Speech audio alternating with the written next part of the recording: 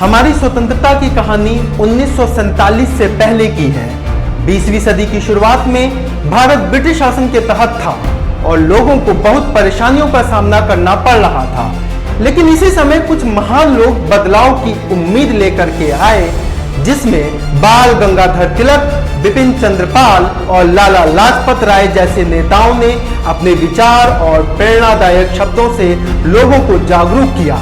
इन नेताओं के साथ स्वराज यानी आत्मशासन की चाह बढ़ी। लोगों ने अपनी स्वतंत्रता की ओर एक नया कदम बढ़ाया। लोग जानने लगे और स्वतंत्रता की इस यात्रा में शामिल होने लगे। यह कहानी है उम्मीद और बदलाव की, जो हमारी स्वतंत्रता की ओर पहला कदम था। 1915 में एक नया चेहरा भारत में आया। नाम था मोहनदास करमचंद गांधी। दक्षिण अफ्रीका से लौटते हुए गांधी जी ने एक खास तरीका लाया, सत्याग्रह यानी अहिंसक विरोध। गांधी जी का पहला कदम था 1917 में चंपारण सत्याग्रह। यहाँ उन्होंने नील किसानों के अधिकारों के लिए संघर्ष किया और उनकी मदद की। गांधी जी ने शांतिपूर्ण विरोध और अहिंसा के सिद्धांत से लाखों लोगों को एकजुट किया।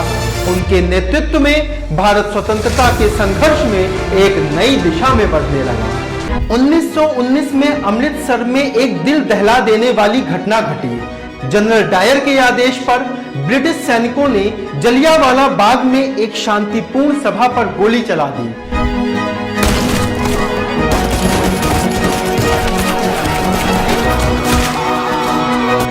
इस जघन्य हमले में सैकड़ों निर्दोष मारे गए।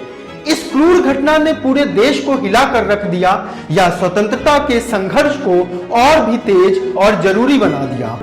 जलियांवाला बाग नरसंहार ने पूरे देश को झकझोर दिया। 1920 में गांधी जी ने असहयोग आंदोलन शुरू किया।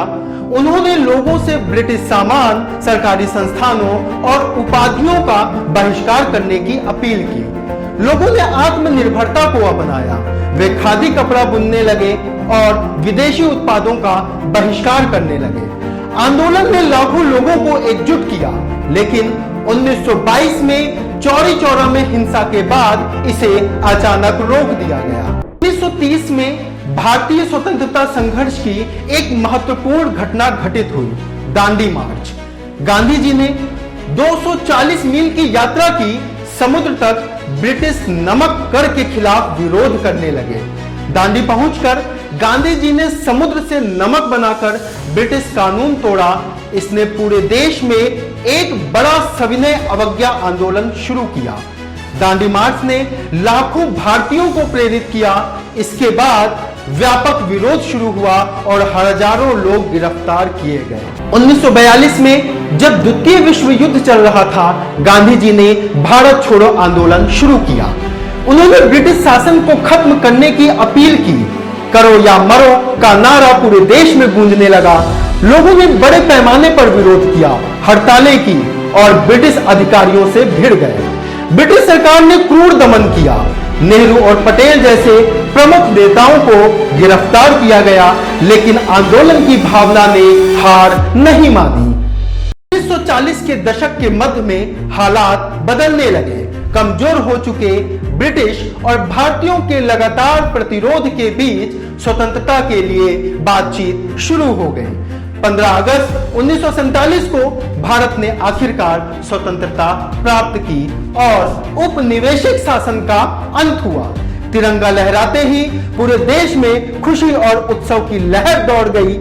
या भारतीय लोगों की अजय भावना की जीत थी। जब हम अपनी स्वतंत्रता का जश्न मनाते हैं, तो चलिए उन अनगिनत नायकों को याद करें जिन्होंने इसे संभव बनाया।